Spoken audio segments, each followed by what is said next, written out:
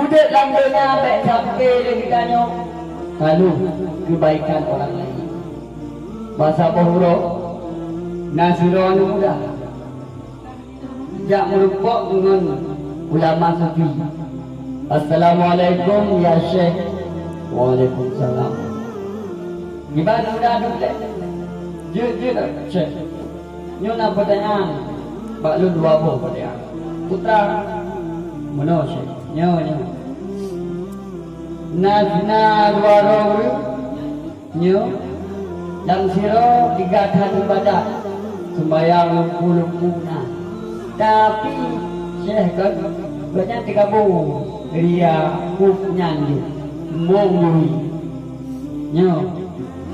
Nah siro tu Syekh kan ibadat guru yang kadang-kadang dua tiga sunat sembahyang kan. Tapi kanya lidah jaga untuk bungkuk yang sega dua ke jauh di sini badua tu tanya hai Syekh gimana pegang badua tu tidak ulu kita buka nak ke je gak saja nak ke tidak ulu tu gak tapi nak ibadat harap tu ya jauh di sini tidak ulu dengan ibadat Allah tapi digabung. Sebab nak ibadat titik bila Allah Ta'ala akan ada di kabulnya. Kerana ada rasa minta ada ibadatnya. Yang suruh itu banyak guru ibadat. Tapi banyak jaga lisan. Sebab boleh dua dengan pun dakwah semua akan hisap. Iaitu banyak menjamah ibadat. Hanali yang hana ibadat tapi ibadat. Mana apa? Hanya boleh bertanya. Cuma Syekh dah yang hana yang hana kelompok yang pilih.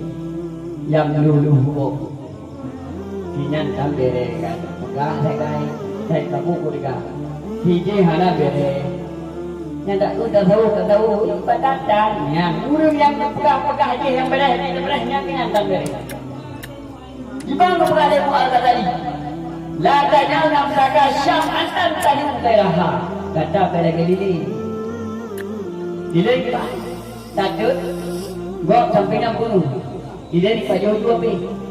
Lagi lampu roh ikut support gokku. Itulah orang yang ketiga. Maka hadirin kaum muslimin yang berbahagia. Kitanya hidup dalam dunia butuh proses untuk sukses. Hidup dalam dunia lagi tiba tanaman padi. Tanaman padi makin ilmu makin suyuk. Artinya kaya makin rayu makin tiga ibadat. Makin dia ajar, makin dia berat. Itulah ilmu. Karena ilmu yang bermanfaat, makin suyuk lagi padi makin lebih suyuk. Nada ilmu padi makin tek mudah mana? Guru ilmu yang menanti, makin ilmu.